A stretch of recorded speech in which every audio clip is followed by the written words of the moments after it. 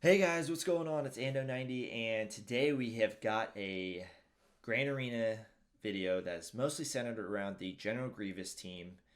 Um, and if you are from the mid to end game, you guys know that a General Grievous team is pretty much going to be a given on defense. He is a staple there. It's because he is able to take away a lot of banners, and a lot of teams are going to have, or a lot of players will have to go in for a second battle and sometimes even a third battle in order to try to beat a General Grievous team. So I've seen a lot of people say, hey, the way to combat that is to add a Gear 13 Jolie.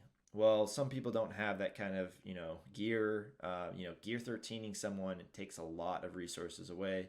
So this is a way for you to do this. I'm convinced you could do it with a full Gear 12 team. I myself have two Gear 13 pieces on it, but I think that it doesn't really matter. I think I could do it with all Gear 12. So let me know in the comment section below if you have done this with Gear 12 or if you plan on doing it, and let us know how it goes. So real quick caveat is that you will have to take away your Basilisk Fallen from a Sith Empire team. But I will say that in my experience, keeping a full Sith Empire team with Basilisk Fallen versus not doesn't really make or break the team. And if you're using them on defense like I do, they still have to use a very, very solid counter in order to beat them. And they're still going to take away quite a few banners in the process. So it's kind of like a win-win scenario, in my opinion. You will also have to take away your Sith Triumvirate, and I know a lot of people are very hesitant in that because they're saying, well, that's what I use for my Geonosians counters. I'll come out with another video of that, of how I counter Geonosians, and I think it's way, way more solid than the Sith Triumvirate. I have lost plenty of times with my Sith trio. And so, again, it's probably because I've shifted a lot of these mods from the Sith team in order to fulfill the better teams now, just because where Sith are. But this team, even with the bad mods on them, they're able to completely wipe away high relic GG teams. So with all that said, let's go ahead and move into the key events. So if GG is still alive, never use Palp's second special. Palp's second special obviously takes away health from all the opponents. As soon as General Grievous loses health, he starts to mark droids. So you're not going to be able to get that clean annihilate with Darth Nihilus. So the first thing you're going to want to do is you're going to want to shock B2 with either Palps or Basilisk Fallen. That's one of the key setups that you have to do. The second key setup that you have to have happen is as soon as Traya gets her first turn, you need to isolate IG-100 so that way he's able to not regain back his taunt. And then the third thing that you'll obviously be doing is annihilating Grievous. For anyone that's ever played a Grievous matchup, as soon as you annihilate Grievous, it's done with. Like, the rest of the joys are basically nothing without him. The next lineup I'll go over with is whenever they put in Wat Tambor. It doesn't really change it up too much. However, you'll see that if you can stun or fear Wat kind of right off the bat, it greatly helps in the match, especially you starting to control that match. And then after that, it's the same steps as a full droid team. So without any further ado, we'll get into the battles, and you guys will be able to see this in action.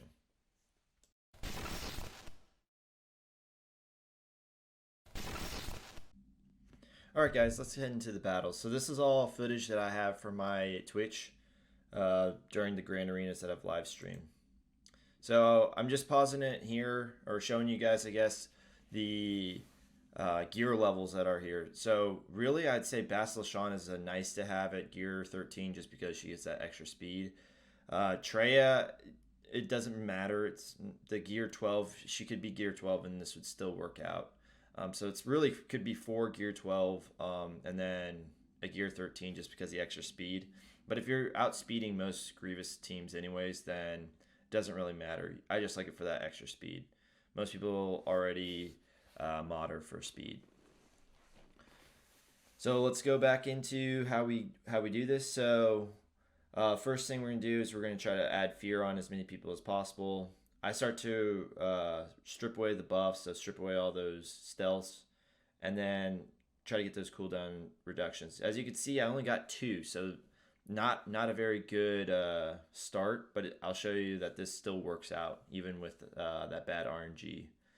So the next thing that we're going to look for is to shock B2, because we got to stop those bonus turns from happening. And then as soon as Trey goes, you got to isolate Magna Guard, which is what we're going to do here. I always give it to Nihilus just so we can reduce his cooldown by 1. And then it can really go in quite a few ways. Most of the time I go after B1, which is what I'll do here, just reduce stacks. The big thing is to remember, do not, take anyone out of the fight until you have gone after Grievous with the Annihilate.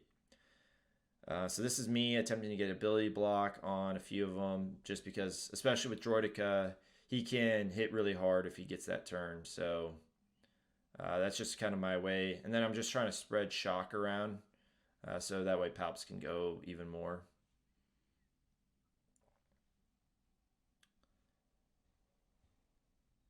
And yeah, now we're going to do another drain, and that time we get a bunch of cooldown reductions. So this next time we should be able to go after Grievous with a Annihilate.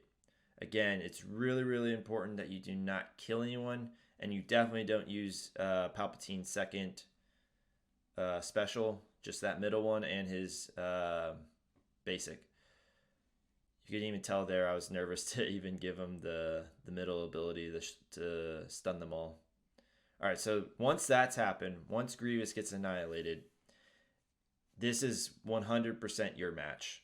There's no anything that's going to happen from this point on out. So I'm just going to go after these stacks of B1, I think, first. And then I think I take out B2. Yep. And then, yeah, it's just, at this point, there's no way. At this point, really, it's just about trying to regain some of your health back, which is now that Grievous is gone, now you can use Emperor's Palpatine's second special, because he's going to be able to regen health if he was badly wounded or whatever. And then, yeah, so this is the end of it. I think I finish out with 55 or 56 banners, which again is really, really hard for even my Gear 13 Jedi to do with a Grievous team. So yeah, 56 banners, not bad.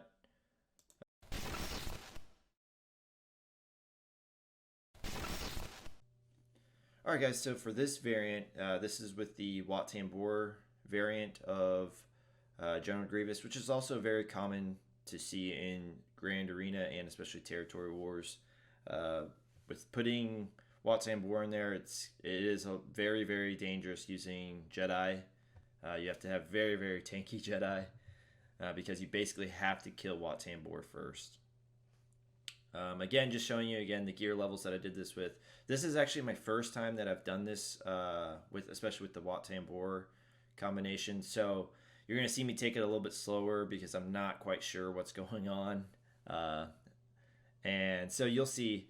So they actually get because of Wat Tambor, they kind of get the jump on us. So we're going to try to put fear. Ideally, you're going to want fear put on Wat Tambor. We did not get fear on him. So you're seeing me kind of pause here, kind of wondering, okay, what should I do? All right, you still go with the same plan. You isolate IG 100. You go ahead and strip away some of these, the buffs and stuff, the stealths, and you try to shock everyone. Or you try to stun everyone, sorry. So there you see I lose Palps. So I'm really kind of in freak out mode because I'm like, oh gosh, I think this was my first match of the stream.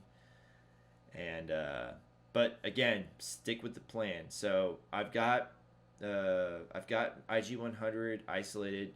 You need to go after and try to shock the B2. So again, you're seeing me kind of like think about what all the ramifications are. I think I'm also checking chat to see what they're saying. So we go ahead and we shock them.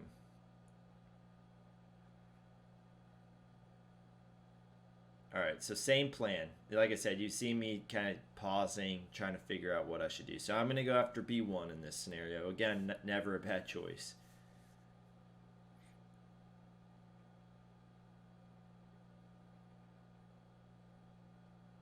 And then I think I hit Watt because he's got... I'm trying to recover some protection for Scion.